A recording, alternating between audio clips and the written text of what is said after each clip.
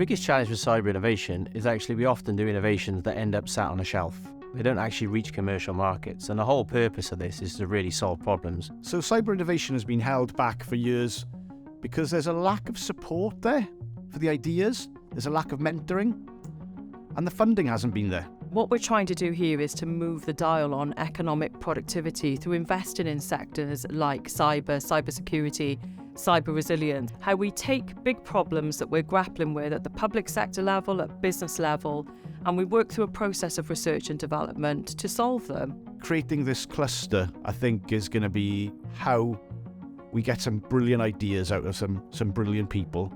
It's important that we get academia and industry working together so that some of the great ideas that are in people's heads can actually be translated into real products.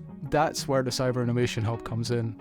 We're here to take the academics' research and really find a business value for it. If you want to have a strong and healthy cybersecurity ecosystem, it's important to have a consistent pipeline, producing and providing and delivering to industry and to the sector.